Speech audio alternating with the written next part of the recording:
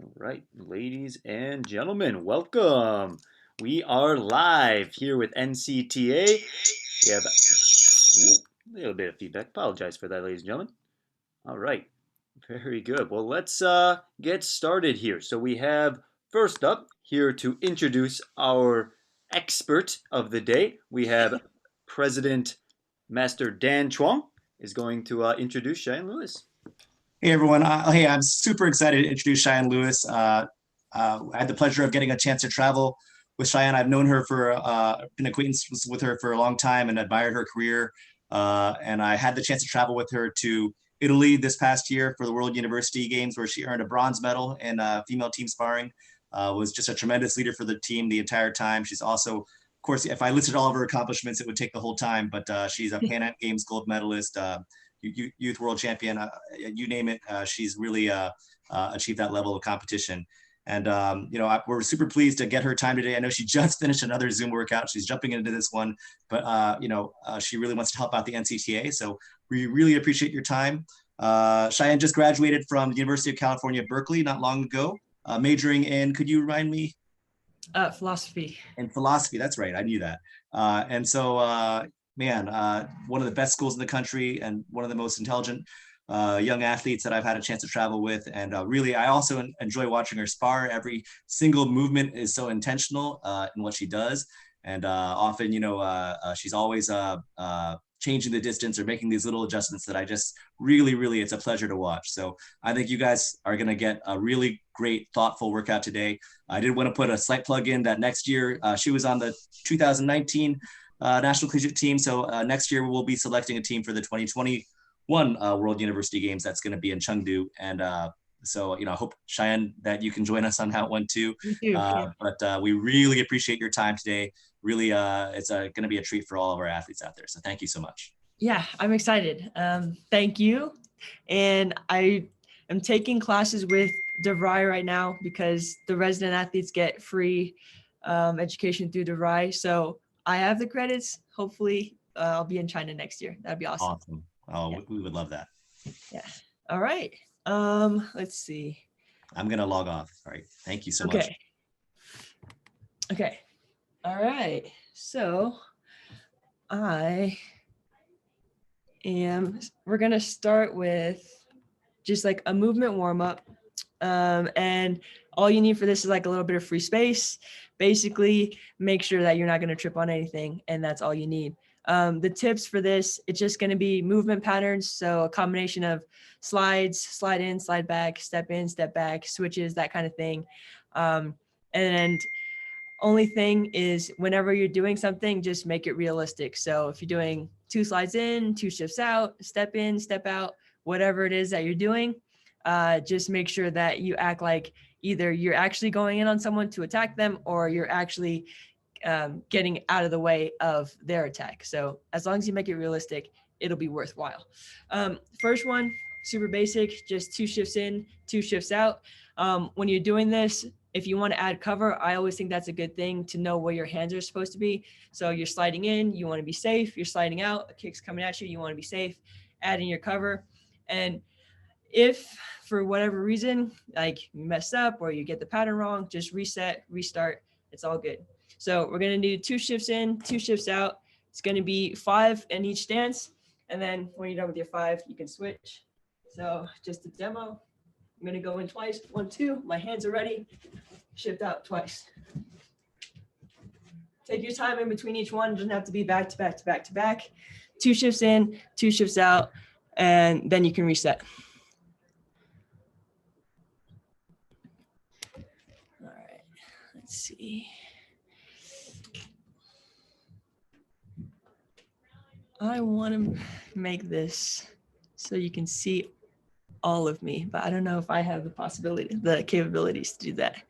So it might just be me coming back and forth here. Okay.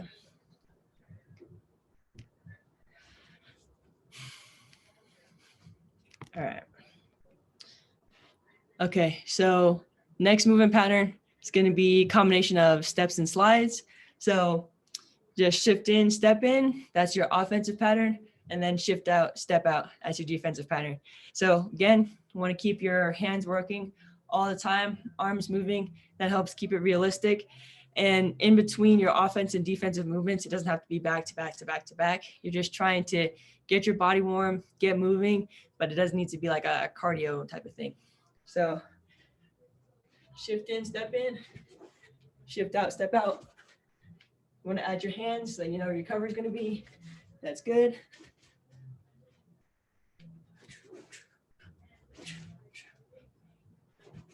Ten total.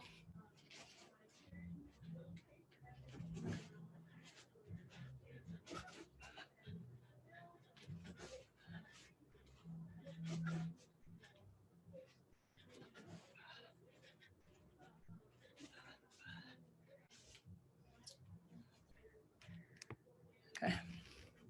Let's see. Okay, so next one's going to be going off the angles. So again, if you're actually doing an angle in a fight, that usually means that you're moving away from the kick. It should always mean that you're moving away from the kick. So when you do your angle, make sure your hand is up on the side that the kicker is coming from. So this one's going to be shift out, angle out, shift in, angle in.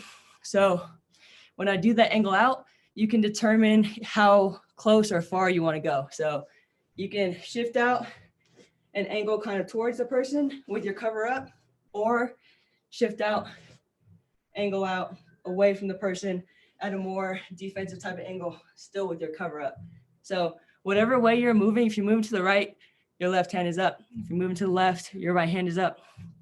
I would say better to be safe than sorry. So have your hand to block your face rather than your body. But if you see the kicks going to the body, obviously you can shift it down. But just for good practice, it's good to keep your hand up by your face. So shift out, angle out, and then slide in and angle. That should make a box. Like you should end up close to where you started. So 5 defensive movements, 5 offensive movements, and that'll be this pattern.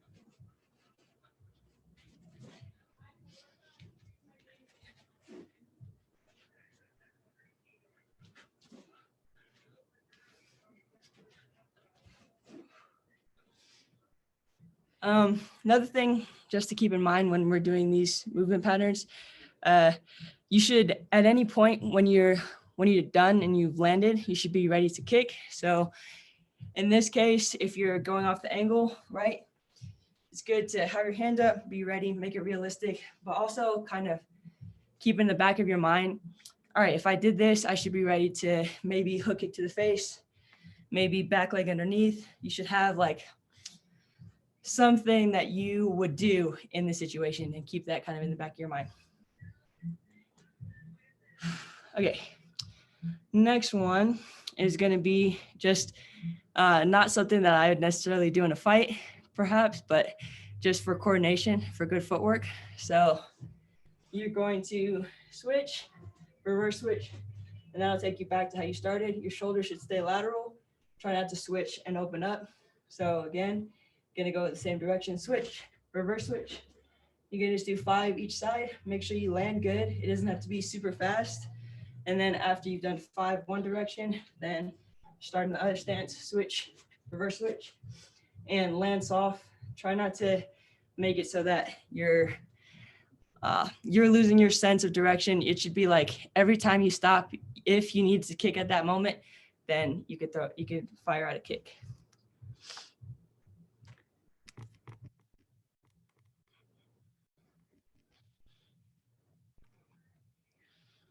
Okay.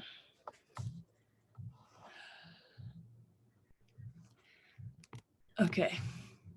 So that's the last pattern. And the last one, again, like I don't necessarily recommend doing a switch, reverse switch in a fight. It's just kind of for coordination. Make sure you keep your core tight. Make sure that your switches, you get your shoulders over. So just for repetition, for good practice. Okay, so now that got our heart rate up a little bit, I certainly have because I'm talking. just going to do a dynamic stretch. Here at the Academy, we do this in every workout, and it's just a 3-point stretch. So you can hold on to something. That's great. If you have a bob, you can just lean on your bob, and you're just going to do 3 different directions. So you're going to open up from the side, you're going to do your hamstring, and you're going to do your quad. So the first one is just going to be swing your leg to the side like this. You're going to start low and try to get up to your highest point. Do about 10 reps to get up there. Switch and do your other side. And then stretch out your hamstring. So you're going to be swinging back and up. Again, start like generous with yourself and then work your way up. The last one is going to be stretching through your hip flexor and your quad. That one you're going to kind of kick back as if you're doing like a Jack Woolley scorpion style kick, like this.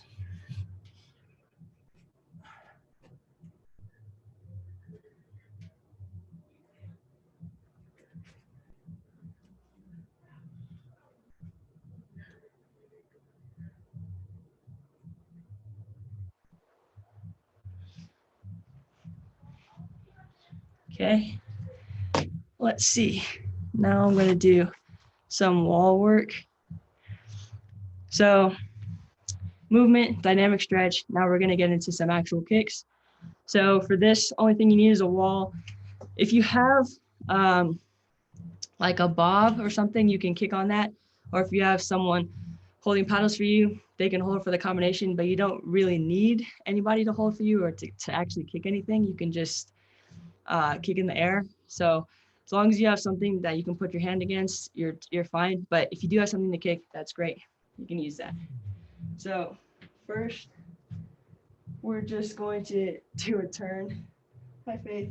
Do you need anything? Can you bring the paddles? Yes. So hands on the wall, base leg is going to pop off of the ground. I'm going to be kicking with my left in this case. So every time I kick, it's going to be starting from this position, from this chamber position. My shoulder, hip, and leg and knee are in one straight line, and my base leg is popping. So I'm going to do turn, pop, 5, and then switch. Do the same thing on the other side, which I won't do. And then you're good.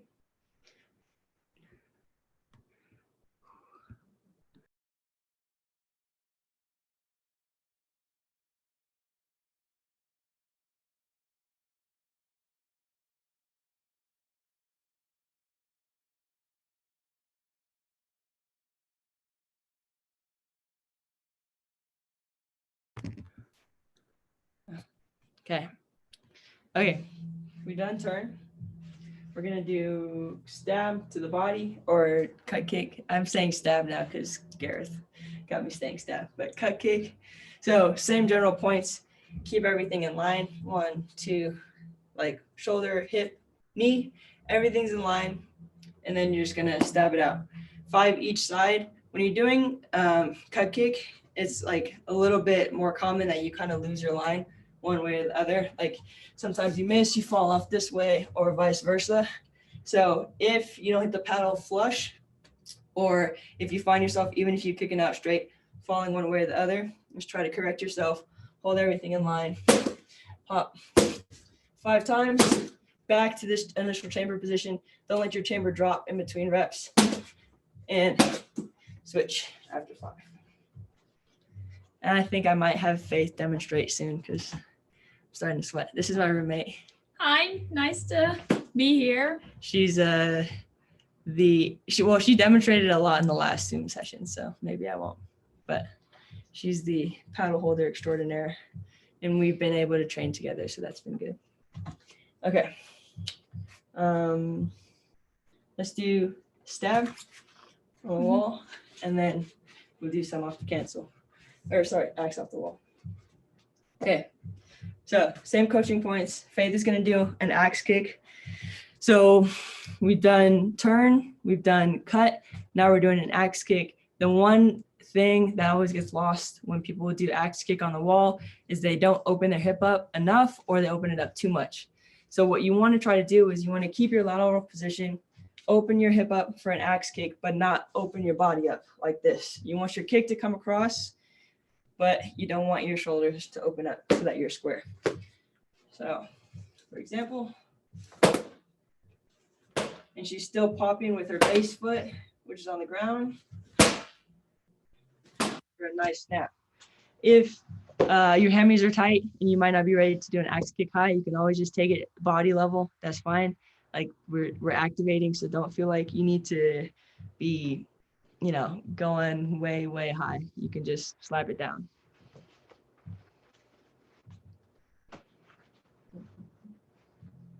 Where'd you hook?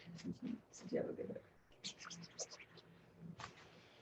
Okay, once you've done 5 axe kicks on each side, pop in your anchor leg. Then we're gonna go into hook kick. So for the hook kick, I don't have a great hook kick, but I know how it's supposed to be done. So you want to make sure that you get a wide range on your kick. So if Faith is kicking at the camera, she doesn't want to just go straight to it. She wants to kind of come out and bring her leg across, just like that. And that just ensures that you have power and you're able to twist your hip into it. So especially for this, just like with a cut kick, if your hip comes offline and you go too far or not far enough, just make sure that you reset before you do your next kick so that everything is in line. So just to show you what it's supposed to look like off the wall. Straight. Nice. Just like that. Popping your anchor foot all the time. 5 reps of that on each side. So we're going to go into something else off the wall next, but just before we go into the second part of the wall warm up, everything you do on the wall, you want to pop your anchor foot, and that is why we do the wall. So right now you're in an isolated position. You're not going anywhere. You're just popping your anchor leg and you're kicking. Then when you get in practice and you do it on the mat, you're able to travel because your anchor leg is used to popping. And when you do just like a single shot, the anchor leg pops to give you power. So that's the point of wall work. So if you're on the wall and your hands on the wall and you're not popping your base leg, you are not getting the benefit of doing the kick against the wall. The whole reason we want you against the wall is so that you pop your anchor leg, number one. You're not leaning your body too far back because you have the wall there to kind of make sure that you stay somewhat upright, and you can focus on the technique of the kick without having to travel or do anything extra. So keep that in mind while you're kicking on the wall. It's all about the base leg. That's the whole point. Okay, so next little segment that we'll do is cancel into kicking still on the wall. So there are 2 different ways that you can do this. You can have it so that you cancel into the kick straight away, or you can kind of cancel and hold it and then go into the kick depending on what the circumstance is. So in this case, what we're going to do is a little bit of both. But if we do something and you're like, well, I wouldn't do that in the match, I would probably put it down first, or I'd probably hold it up first. You can adapt it to you because everybody's different. So next thing we'll do is cancel, hold it up into turn. And just like as if you were doing 2 kicks, you want to pop on both actions. So you want to pop on the cancel and you want to pop on the round kick to the face. If your cancel is not realistic or it's not good, then if you try to do this in the match, you're not going to be able to get the turn out, the round kick out. So make sure that the cancel is something that can move somebody's leg, can get it out of the way, it's strong, and then do your kick. I think a lot of people rush the first part to get to the kick, so make sure that your cancel is good. And then go into the round kick. So Faith's going to demo. It's going to be perfect. I can feel it.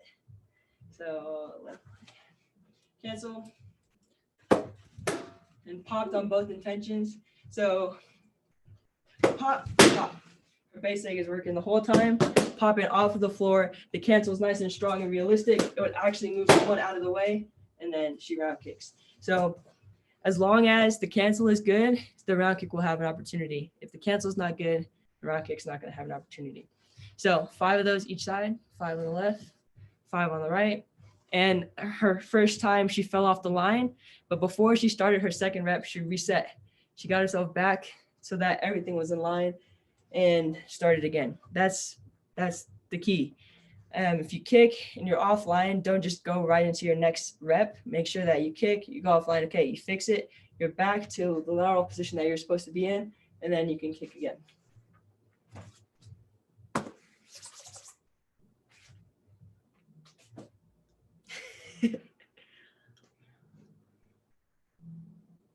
You want to do the other foot? No. You rather have that foot. Okay. We're going to do something else, holding off the cancel. So same kind of concept. She's going to cancel and then kick. This time we're going to do an axe kick. So the type of cancel that you can do can change. For a lot of people, it's easier if you're doing an axe kick for your second intention. If you come up over the top with your cancel, because your axe kick is going over the top, instead of canceling underneath, and then you have to bring your leg back, and then you have to do your axe kick. So she's going to cancel over the paddle first, then she's going to go into her axe kick second, and this will not only change up how you're canceling, but it'll change your placement on your kick. Instead of always doing round kicks, you're now coming with an axe kick. So same thing against the wall, popping with the base leg, but our cancel is different and our ending technique is a little different too.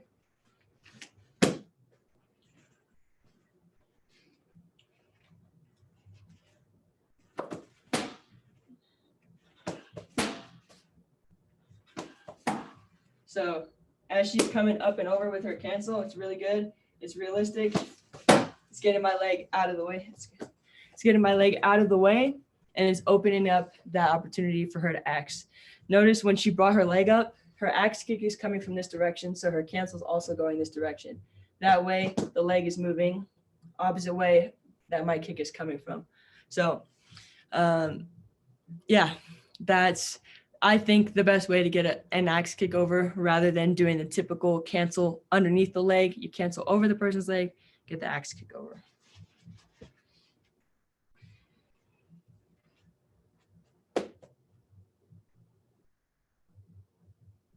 Okay, last. Cancel over or under? It's up to you. You can change it. Okay, so the last kick that we'll do off the cancel will be cancel into cut. This one is kind of your preference and dependent on how the opponent's coming in, on how you want to cancel. You can cancel underneath and bring it down into a cut. You can cancel over and cut. I would say for myself personally, if I was going with an offensive cancel, so if I was trying to get my leg over, then I would come over and then into a cut. And if I was doing defense, I would do the opposite. So I would react with a cancel underneath my opponent's leg and then lead into a cut. So just depends. That's my personal preference. You can have something different. So you can cancel either way with this one, and you can switch it up and have your paddle holder just hold for the cut kick. But I think it is important, even if you have a preference, to know that there are two options there. And so maybe you get in a match and one kind of cancel is not working, they're not opening up, or they're a little bit stronger than you, so they're pushing your leg down, and then you can switch to a different type. So it's good to practice both. This is going to be same points. Make sure you're popping on the cancel and the cut kick with your base leg.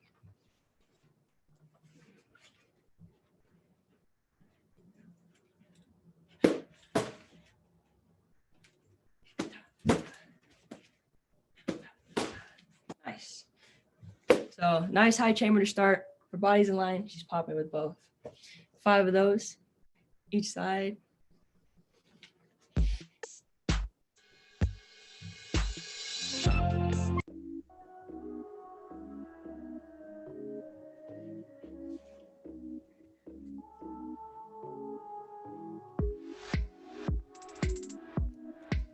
I like the music.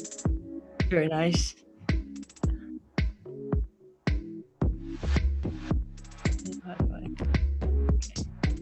Okay.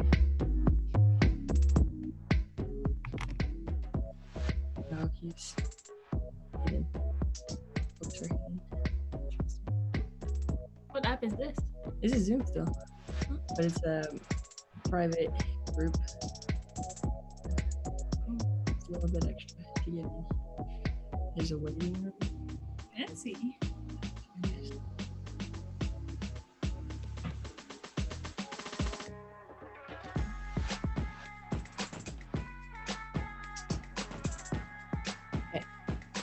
After we've done the cancel cut, we're gonna do one more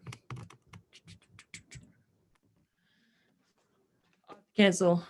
For me, this is not something that I'm very good at, so this is one of the areas that I'm working on, but it has proven to score very well, so we're gonna incorporate it here. So this is gonna be cancel into hook to the body, and the way that I would apply this is it's an open stance.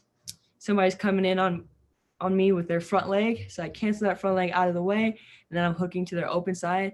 So knowing that, you want to have a little angle on your cancel because you want to make sure that the leg is going the opposite way that you're kicking. Faith is really good at this, so it's going to be good. All right.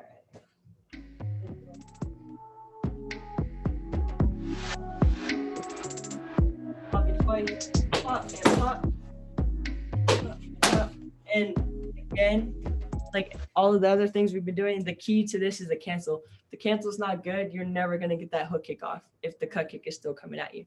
So the cancel has to be good, up underneath the leg, open it up for a hook kick 5 times each side.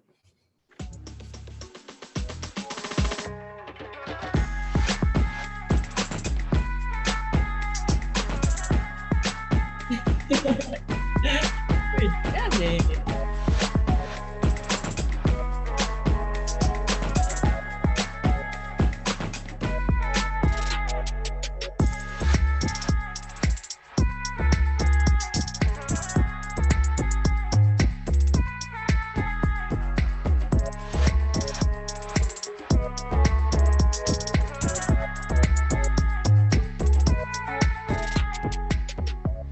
Okay, so last thing that we're gonna do on the wall that we usually, when we do wall work, we end with this are like different types of leg holds.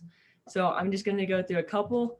I think this is especially good right now when a lot of people can't kick and maybe don't have a partner, don't have like anything to kick, paddles or anything like that. So this is good just to maintain your strength kicking at length, and also it gets you better at leg control too. So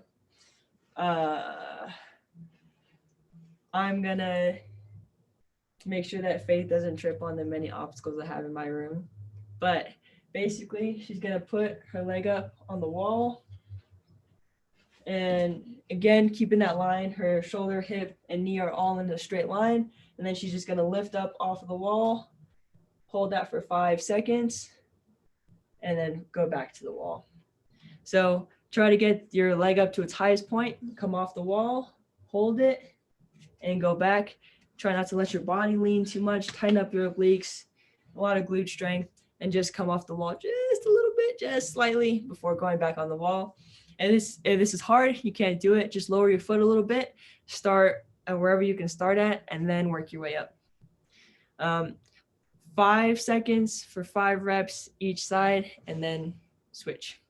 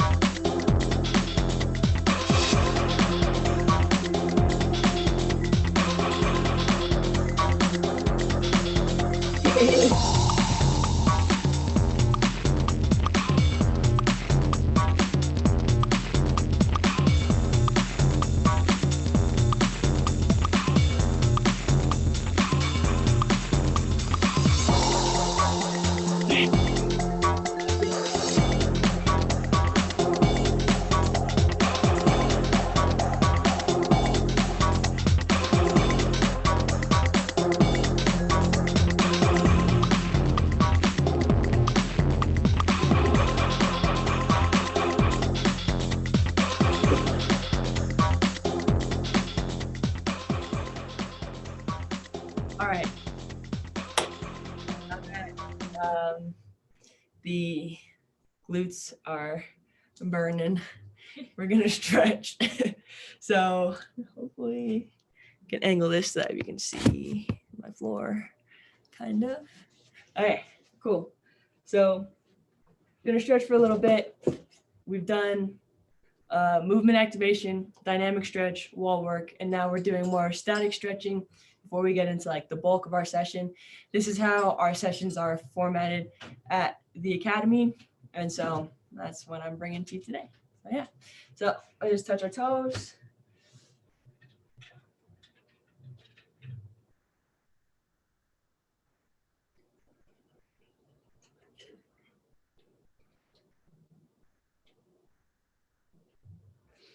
Put your right foot over your left foot, down again, touch your toes.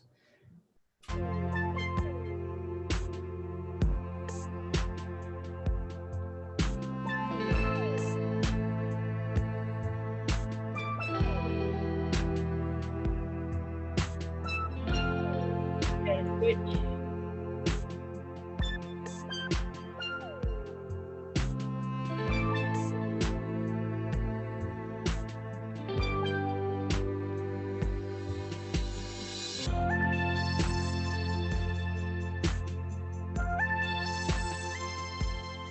Lunge, right knee down. Stretch out your hip flexor. Push your hips forward. Try to keep your body straight up. Push your hips forward. Stretch out your hip flexor.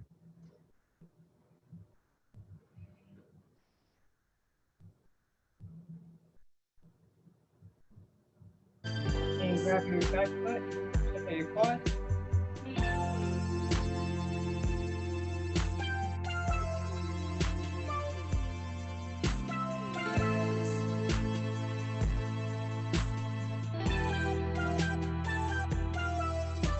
Straighten out your front leg. Touch your toes. Stretch out your hamstring.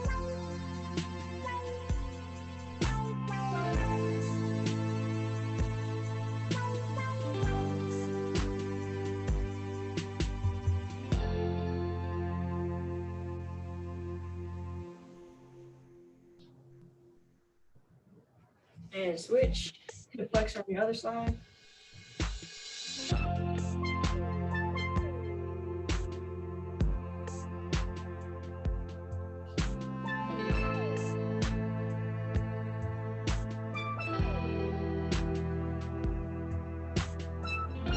Grab your foot. Stretch out your quad.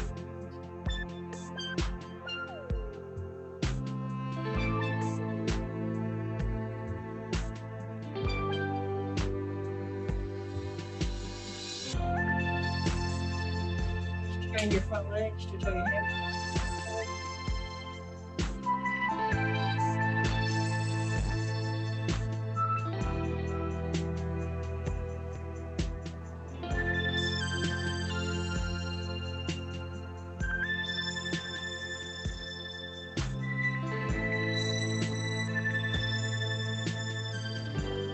Down, leg across, release your head.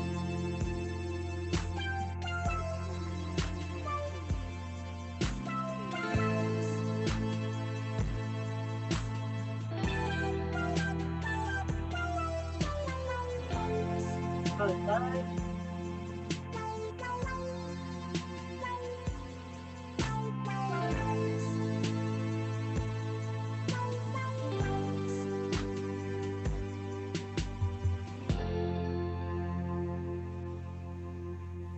And can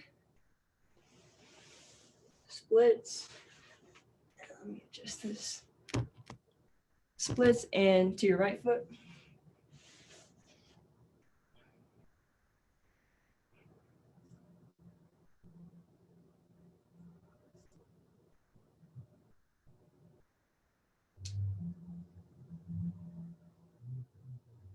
And switch to the other side, to your left.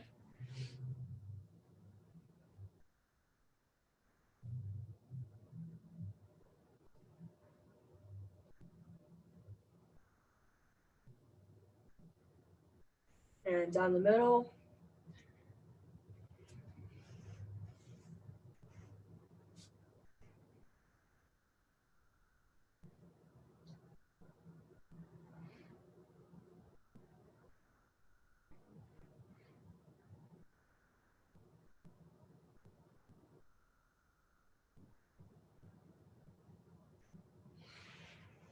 And stretch out your calves. And a little down dog, pedal out.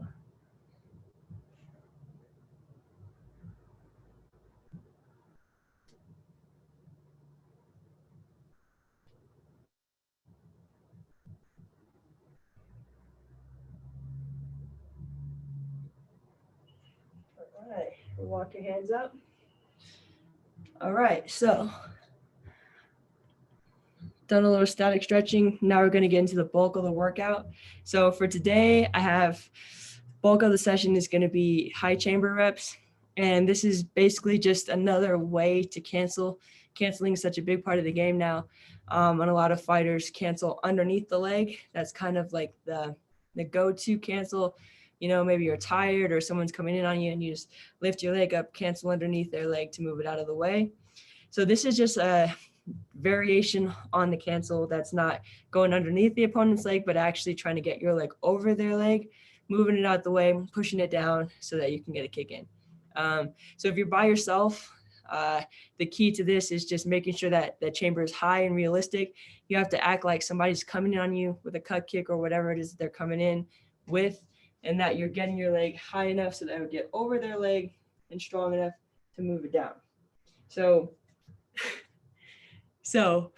if you are by yourself, you just have to visualize that and making sure that it's actually high. We're going to do offensive high chamber first. So that means that when you do your high chamber, you want to go in a little bit and you're actually like initiating this. So maybe you're fighting a front leg fighter who leans back a lot and is kind of always just ready with their front leg. And you want to come in on them, get your leg over their leg before they can answer, and then you can go into a various technique. So for this, Faith is going to come in on me. She's going to initiate, get her chamber up and over, and then flick to the face, round kick to the face. So again, she's initiating, so she's coming in, so her cancel's not in place, but it's coming in. My leg can't get on top, and then she flicks. Same thing that we did in the wall warm-up insofar as she's popping with her base leg. This is especially true because once she gets her chamber here, she can't just lift her leg up. You want to pop with that base leg to get some power and some velocity on it. So get your chamber up, and then instead of just lifting your leg, make sure you pop in through your base leg to get the round kick to the face off. So 8 each side, chamber over, flick high, chamber over, flick high. Make sure you're ready after each kick, and then switch. Do 8 on the other side.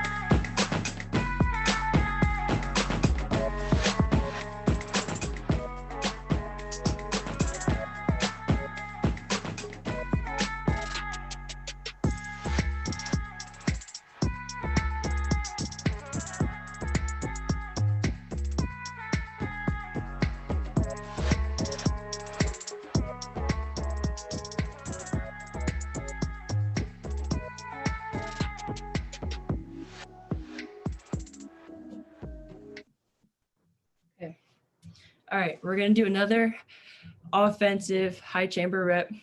Same concept as the flick. You want to get your leg over, you're moving in, you are initiating on a front leg fighter. So for this one, Faith is going to get over my leg, and then she's going to steal a hook to the body. We did this on the wall. So this kind of cancel into hook thing we've already done in the session. So now we're putting it into more realistic practice where she's actually moving. And if you have a partner who can lift their leg up that you can get over it, that'd be great.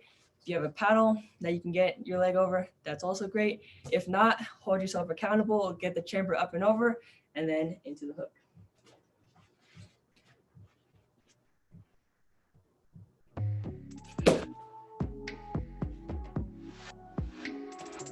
So notice how when Faith does her initial high chamber, before she does the hook or as she's doing the hook, she's still coming forward. So she's not just doing her chamber and then hooking in the same place. She's getting her chamber up and over, and then she's moving in again to get the hook. So 8 reps each side, making sure that you're really projecting on the hook.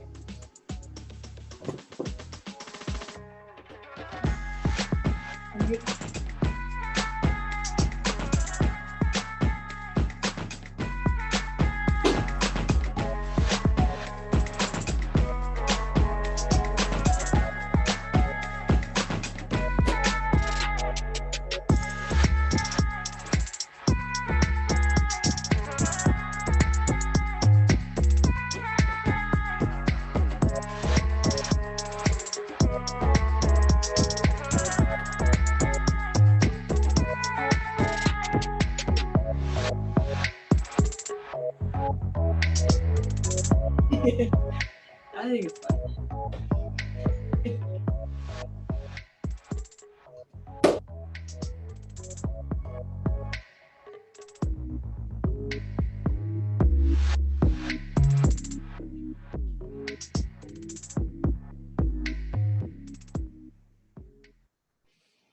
Okay, next rep we're gonna do is offensive cancel into a punch. So I think there's not too many technique things to say about this one except get your chamber nice and high. But on the punch, anytime you do a punch, you need to make sure that you're safe afterwards. I think there's a big tendency after people punch to look at the score, and I do this all the time. So, you know, we shouldn't do it, but I admit that I do it myself. But you want to get your cancel over, punch, get in the clinch, stay safe, or get all the way out the distance. So I'm gonna go in with my cancel again. It's a high chamber, it's offense. So I'm coming in first, coming in, moving the leg out of the way, punch, in the clinch safe, or chamber, punch, but don't clinch, I'm out of the distance. So when you're moving their leg out of the way, you might want to curl it that way so that you can punch them. But if you just go straight down, that works too, as long as you're safe in or out afterwards, it's all good. So 8 each side. 8 on your right, 8 on your left. Good luck to those who don't ever punch with their left hand like me. It's gonna be hard, but we're working on it.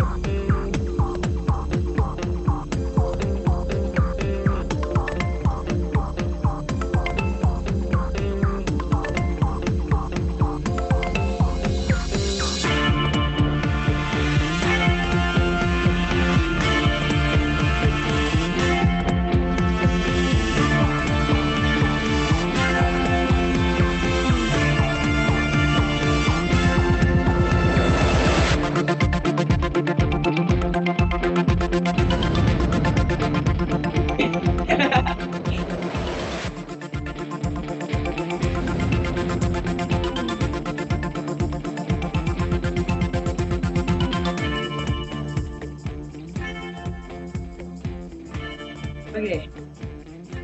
Next, high chamber rep, we're gonna switch to defense. So now if you have someone who's holding for you, make sure it's on their timing. And if you're holding for someone, make sure that it's not just like 1, 2, that you're coming in at different tempos each time to make it realistic for the person who's training.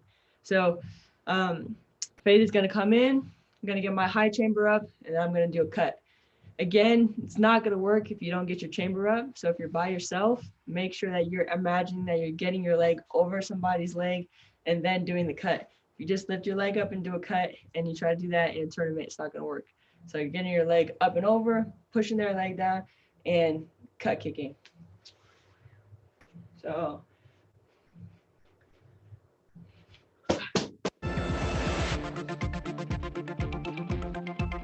again, getting her chamber up, and then she's not just doing the hook kick in place, but coming in with it. Same thing that you want to do with your cut. Get your high chamber up and over, and come in with your cut. 8 on each side. Making sure you know where your cover is supposed to be, just in case your cut kick slips off.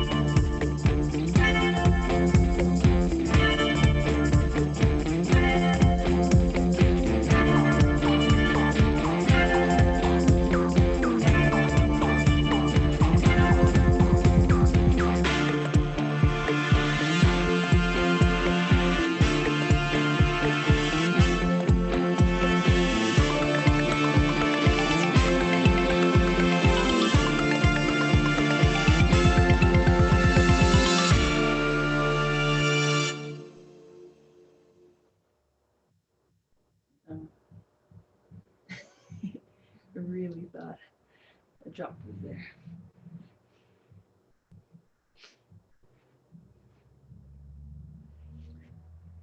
All right, next rep, we're gonna do same thing, defensive high cancel rep, same pointers.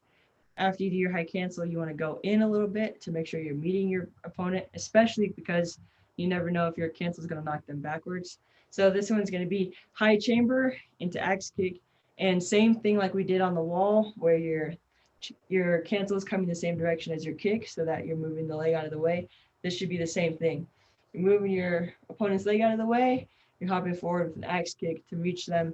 A lot of times on axe kick, they're falling just short. So really try to project. If the person's leaning back, they just got their leg knocked out and they're leaning back, you want to really try to make sure that you get them. For those of you who would actually use this, like use an axe kick, you can try to double tap it or triple tap it even to make up that distance. So whatever you're working on, if that's something that you're working on right now, feel free to incorporate that in this. So it's again on the holder's timing if you have a holder.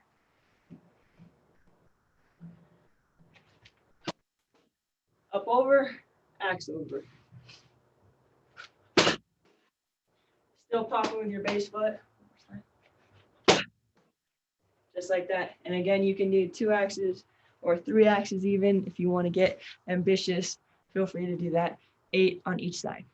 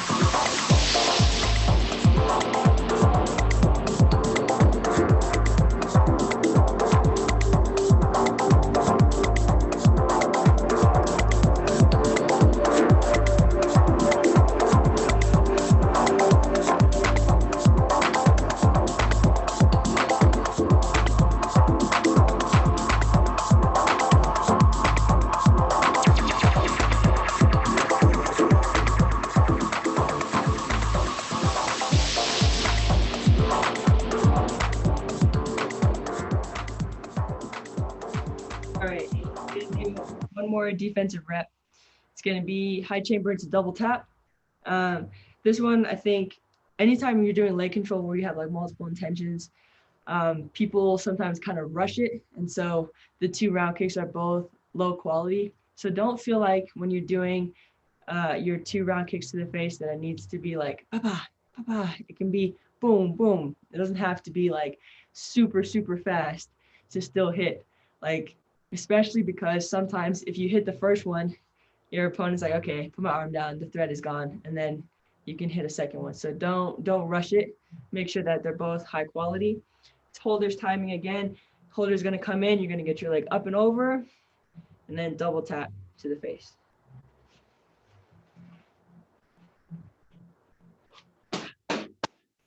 still try to project it just like you're doing with your cut kick, going forward, get your chamber up. And if you come off the line, either way, after you do your round kick, like especially on paddles, it's easy to fall off the line. Just make sure that you're ready. You know where your cover is supposed to be, reset, same as any type of drill. So 8 on each side, and then that's our last high chamber rep for today.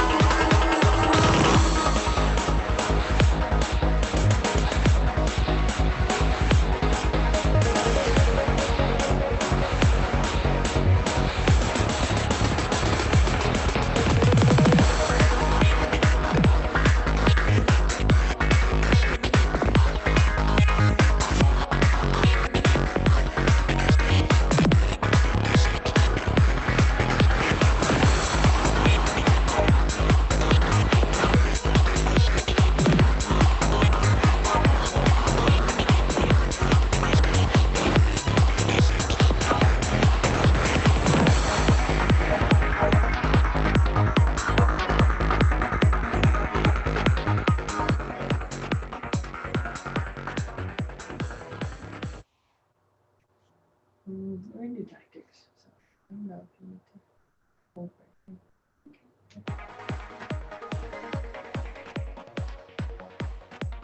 Okay, so high chamber reps are done, and that's something that you can mix and match with anything pretty much. So, you know, if you have a go-to kick or a go-to counter that you'd like to mix in and maybe you can't get it in because you're fighting a front leg fighter, that's a good way to kind of set it up, get your chamber up and over, get them put their leg down, and then you can go into whatever technique it is. You can do a spin off of this, like you don't have to hold your leg up necessarily. The point is just that you get your chamber up and over the opponent's leg, get them to put their leg down, and then you can go into whatever technique it is that you want to do. So it's a good thing just to practice as long as you're visualizing it and making it real. It's something that you can add to your game. So the last thing I'm going to do is something that I used to do a lot when I was training by myself in my garage. And since everybody's in quarantine, everybody's kind of training by themselves in their garage. So I thought it would be good to kind of share it. So this is going to be highly individualized based on your strengths, number one, and the division that you're in, number two. So it's basically going to be I'm going to set something, a technique. So in this case, it's going to be cut flip, and you're going to pick a counter that you would do against it. So in this case, the scene is it's open stance. Your opponent's coming down you with a cut kick to the body, round kick to the face without putting it down. This is a very common thing, especially in the girls' game right now. A lot of leg control going on. It's a very common technique that you see. So what you're going to do is imagine that someone's coming in on you with that technique and you're going to counter it. For me, there's certain things that I just would not do, like a hook kick to the body, and Faith would do it. So if we were training together outside, she would be working on hook kick against this, and I would not be working on hook kick against this. So pick something that you would actually do that is in your strength and rep it. Just because you do hook kick on your right stance doesn't mean you need to do it on your left stance. If you have a good hook kick on one side and a good back leg underneath on the other side, then work on that. The point here is just to visualize a real situation and figure out what you would do in that situation. Because I think a lot of times people kicking at home just kick just to make sure that they're kicking and they're in kicking shape, but they're not actually thinking about how they're going to apply those kicks to an actual situation in a tournament. So that's what this is for. We're going to do cut flip and a couple other techniques today, but you can use this with anything. So based on you watching your division, watching film, maybe somebody has beat you recently that like is good at a specific thing, you can do this same thing. Like, oh, this person got me with a fast kick to the backside or fast kick to the face. I need to work on what I'm going to do when they do that. You can take this, make it your own, and practice. I think 2 things just to remember. always reset. So don't assume that they do the cut flip and then you do your kick and then the combination just stops. So reset like you're ready to go, ready to fight, and then make sure you have your hands involved. Don't just think about your counter and not know where your cover is going to be during and after. So keep those two things in mind. Make sure you have your kick ready that you want to do. You're getting attacked in the open stance with a cut flip. So it's coming to your backside of your body, backside of your head. Think about what you want to do, pick that technique, and then rep it 8 times each side.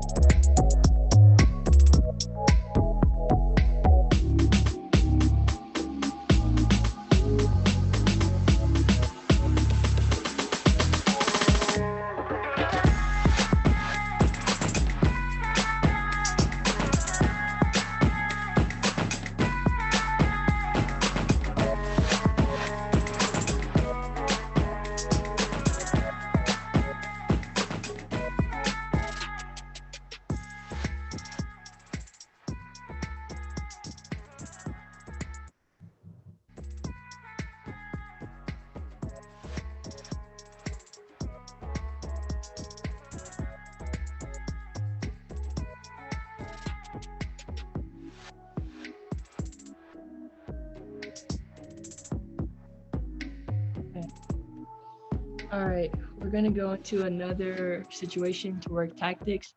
So this one is pretty common. It's gonna be that your opponent is trying to score a punch on you and you're trying to prevent that from happening. So there are a lot of fighters that are really good at punching. And a lot of times what will happen is in a match, they'll score like 1 or 2 punches, and then they'll kind of keep going back to it because the judges are now like ready for them to punch. So if that happens, you need to be able to pull something out that you can rely on to prevent somebody from punching you. For me, first things I think of when I hear this scenario is short flick. So someone's coming in on you and you just kind of flick them as they come in. It's not really a hard technique, but hard as in a powerful technique. But if they are running in and they meet your foot, it scores really easily, especially on the Dado system. So that's first thing I think of. Another thing is if you have a good spin, a nice tight back kick on someone who's punching is a really good technique. Even if it doesn't score, it hurts because they were running into it. It's a potential 4 points if you can get it to score. And it's just something that you can do that's safe. Whereas if you do a short flick, even if they don't score the punch, now you're in the clinch. Now you kind of need to battle out the clinch. And if you can fit in a nice tight back kick, the other person is a ways away from you and you can reset and kind of start over. So that's my personal favorite. But again, this should be specific to you. Pick something that you're good at. It can be a shortcut. When they come in with the punch, it could be you're punching them first. It could be a crescent kick if you can get it tight enough up and over. So pick a technique that you would work against a punch. Work right stance, right leg 8 times, switch your stance to the other side 8 times. And again, the technique doesn't have to be the same on both stances as long as it's something that you're good at and that you would do.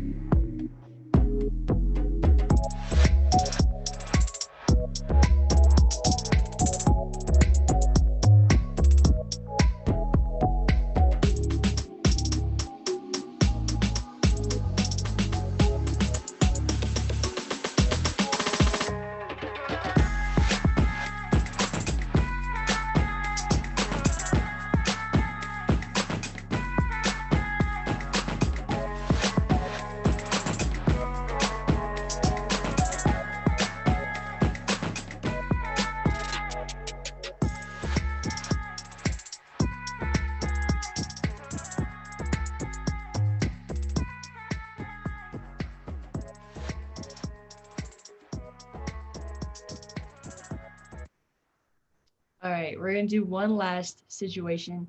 That's fairly common. So the situation is it's gonna be towards the end of the match. You're winning by 4 points or more, so your opponent needs a spin kick.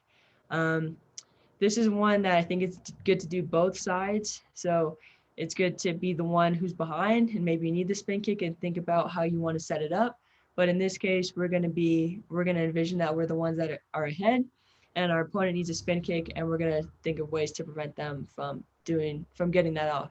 So when you think of preventing a spin kick, usually first thing that comes to mind is a cut kick, nice strong cut kick. It's safe, so especially if you have your cover across just in case your cut kick doesn't hit full flush. It's always a good answer.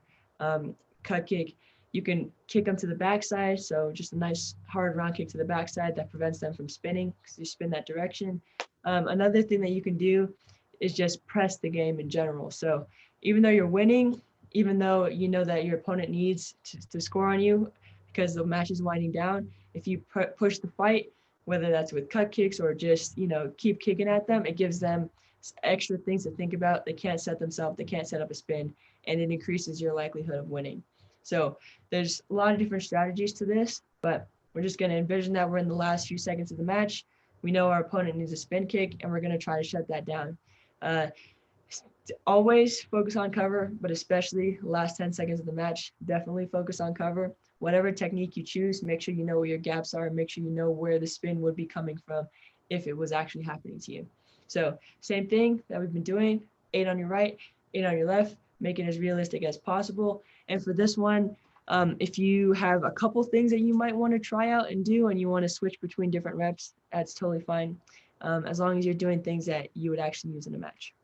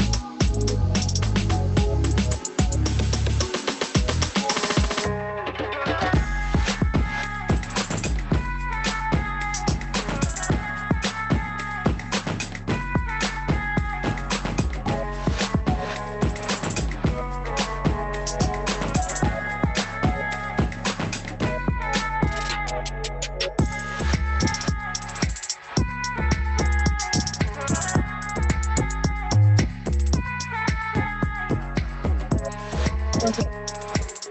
As that's wrapping up, that is the session for today. So just to recap, it's always good to recap at the end. Our activation was movement patterns. Then we dynamic stretch, did some wall work. The wall work was based around what the session was going to be based around. So after wall work, we went into high chamber work. The purpose of that is to switch where you're canceling, so you're not always canceling underneath the person's leg. Sometimes you're getting up and over, sometimes you're pushing it out of the way to the left or to the right. And then you go into your technique, and then at the end we finish with tactics. I really think tactics are super valuable, especially if you base them off the film. You watch film of yourself and your division, and then you take what you've gathered from that film and apply it directly to the session. It's a huge benefit. And then when you get in the ring and you're in that situation or someone comes at you with that, whatever technique it is, you feel a lot more comfortable. So that's just one tip going forward while you're training at home. Watch a lot of film, take what you learn from the film and apply it to your session.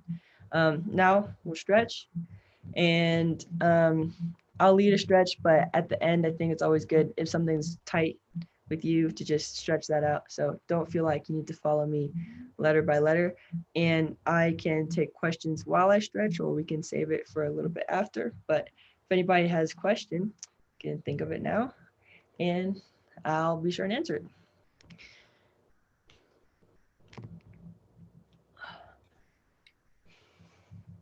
Yeah, while we're stretching is not a bad time to do a little Q&A. We only have one question pop in so far, but I'm sure there will be more questions populating very soon here. Okay. So the first question coming from Todd is, are there any drills or activities you do to help with your reaction speed? Yeah. This is harder to do if you are by yourself. It's going to take some visualization, as it always is when you're by yourself. But I think one thing you can do is just have like a round of holder's choice. So if somebody is holding for you, have them call out a technique, and you just have to respond to it and react to it. I think it's good to do a couple rounds where they're actually telling you what they want, like fast kick, back leg, crescent kick, etc., etc. And then one round where they are not telling you what they want and they're just holding the pad for you, and that will do a couple things. It'll force you to react, number one, and then it'll make you also see kind of what your comfort zone is and what kicks you kind of go to. If somebody holds a pad for you and you instantly do a spin kick, then you kind of know, okay, this is something that I like to do. This is something that I react with. So that's one way to do it. Another way that we've done in the academy before is we have had the paddle holder behind us, and then we turn around and whatever it is that they're holding for, we kick. So that's another reaction thing. But it's harder to do by yourself. If you're doing it by yourself, then I would just say challenge yourself to kind of mix it up with kicks that you would normally do. But if you have a partner, there's a couple things that you can try.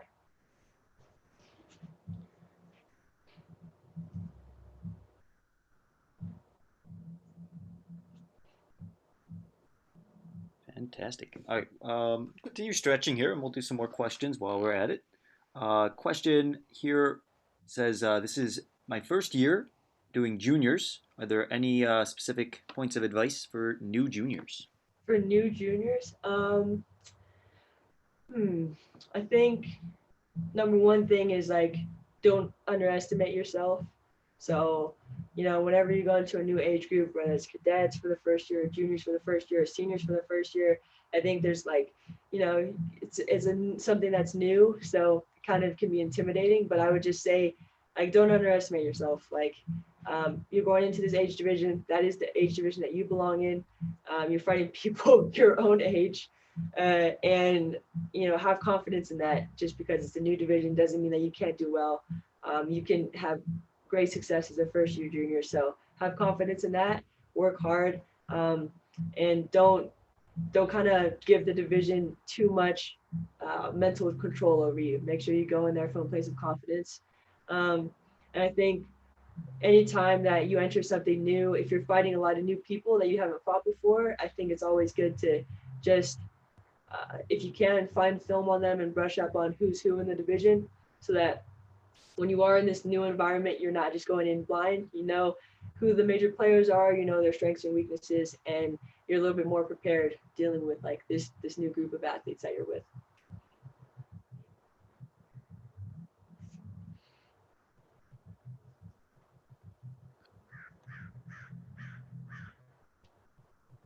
Right. Next question here. Excellent question. How dramatic does the pop in the back leg have to be? I think it depends on the circumstance, but I don't think it can be too dramatic. I think if you want to jump on if you're doing an axe kick and you want to jump on your axe kick, that's great. That's a good thing. And not that you'll do that necessarily every time you do it in a tournament, but you have the capability to do that, especially on kicks that you're trying to get with someone that's leaning back. A little extra pop, a little extra jump never hurts. I think the main thing for training when you're popping is that making sure that you have that muscle memory. So when you get tired, you're not sinking into your kicks. So when you get tired, you still have that little explosive element. So if you exaggerate it in training, then when you do get into the ring, it might not be as exaggerated because, there's a lot of other factors there. Just someone kicking at you might be tired, the mats might be slippery, et cetera, et cetera. But that little pop will transfer over. So it doesn't have to be like you're coming off the ground every time, but it does have to be contributing to your explosivity. So you should feel the difference in kicking flat versus kicking with a pop. You should feel a little bit extra length, and you should feel a little bit of extra explosiveness. Right, fantastic. A wonderful question coming from NCTA President Dan Trong himself. Any Right. insights into balancing studying and training for high-level competition? Yeah, I mean, it's tough. It's really tough. I think that definitely having a plan, especially when classes get tough, things pile up, is a major key, because if you have it scheduled out, you're more likely to stick to it. So as early as you can in the semester, once you kind of get your feet underneath you, if you can create a plan like, okay, I have class at this time, this time, this time, this time. I set aside this time for studying. I set aside this time for Taekwondo. I think that's great. For those colleges that have programs and that have teams, I think joining the team is a great way to stay motivated, because you're not just like drudging it out by yourself. You have other people who also are trying to compete, trying to get better. So that's a great thing. But I think the number one thing is just having a plan. If you have a plan for your week and it's scheduled out, you're more likely to stick to it. And I think, I wasn't training as much in college as I am now, like nowhere near. So I don't think there should be this pressure that you need to have, 4 hours of training every day. I think get it in where you can fit it in and make sure that it's high quality. And if it's high quality training, even if it's not happening that often, then it's worth it. All right. One personal question. How old were you when you started, I'm assuming they're saying sparring? How old was I? I started Taekwondo when I was 6. And then I didn't get into sparring until like a few years in. So maybe I was like 8 or 9. So yeah, I've been doing it for a long time. When I moved from San Francisco when I was 8, so I didn't do Taekwondo for a year after I moved away from San Francisco. But yeah, I did start when I was pretty young. Awesome. Next question here, more technical details. How do you deal with someone who always cancels your cut? Okay. So if you're dealing with a fighter who's canceling, there's 2 things. If you can't impose your will on them, meaning like just keep cutting them until they just can't keep up, which is a hard thing to do, like stamina wise and strength wise. So if you can't just kind of break them down, then what you need to do is uh, make them think that you're giving them what they want. So, for example, if you're cutting on someone and they're canceling you, let them cancel you and have an answer afterwards. If you know that they're going to cancel you, put your cut out, let it be canceled, and then hold it up maybe for a surprise kick, or put it down and maybe usually your cut gets canceled so you don't do anything after, and then surprise attack them, or let your cut get canceled. Maybe after that you go back, you give some distance, and then come in with something. So I think it depends on what they're doing after the cancel, but there are solutions. You can hold your leg up after you get canceled. You can come back right back with a surprise attack. You can make it seem like you're relaxing and then surprise them with a punch. It's just going to take you changing the tempo, changing the rhythm, and making it seem like, okay, they've canceled me once, I didn't do anything. Cancel me twice, okay, I couldn't get anything off. Cancel me, and then eventually you create that pattern and surprise attack and break that pattern, or hold your leg up and break that pattern. Sounds really easy, but it's very hard. It's very hard to do. So it's not an easy thing. Someone who has a good cancel is hard to break down. It's a hard person to fight, but at some point, they're gonna relax after that cancel, especially if it's having success, and that's when you can catch them. All right. Thank you, Jared Yee and Frank Testa, for those last couple questions. Next, Abhaya Sundar says, how can you do a more accurate fake? More accurate fake. For this, if you have a mirror or if you can video yourself, it would always be good. Just video yourself kicking. And so if you want to fake like you're doing a front leg, just do a bunch of front leg kicks and see what your body does, see how your motion is, and then just replicate that in a fake. If you want to, fake a spin or fake a back kick, record yourself doing those kicks like actually like how you would really do them, and then take the beginning of that and put it into a fake. If you want to be really dramatic, it's always good to add sound. So a key up always helps. And if you are a fighter who has like a lot of motion, a fake often comes best when you kind of slow your motion down and then you fake, and vice versa. So if you're a fighter that doesn't do too much motion, maybe you're flat footed, if you have a lot of motion and then you throw in a fake, it kind of switches up what the opponent's seeing from you. So hopefully those things help.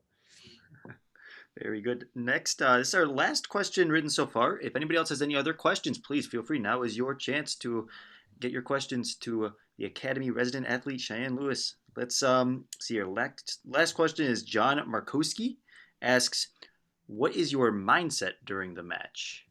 During the match, I guess it depends if I'm winning or losing. But I think in general, I always try to focus on what I'm good at and what I want to do. Whenever I come to match, I have a clear goal of like, okay, this is what I want to do. This is my strength. This is my base game.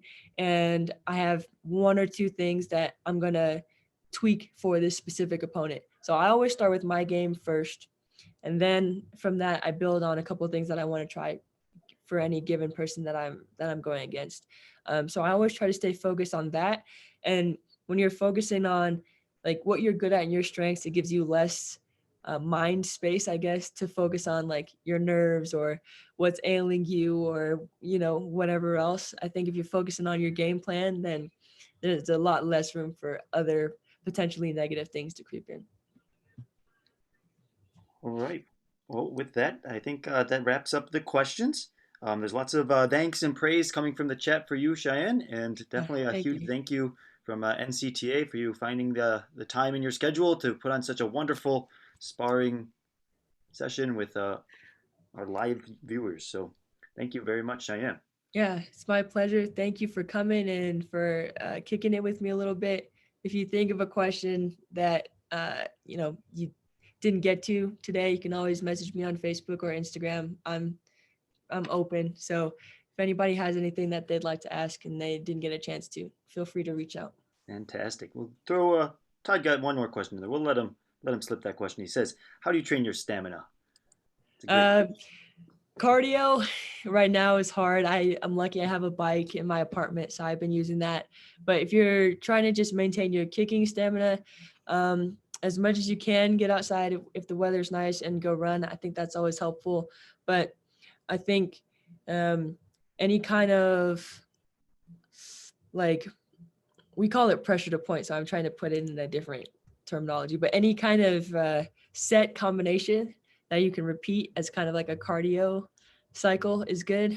I think this is good in a couple ways because you can pick things that you're good at and that you would actually use. So pick a combination that you would actually like throw, and then you can repeat it till it gets you tired. And as you start doing it when you're tired, you kind of see where your technical flaws are as well.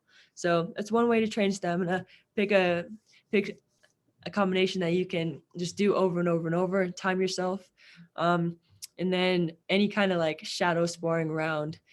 So set a timer, 3 rounds, 2 minutes, 1 minute break, go through a fight, go through a round.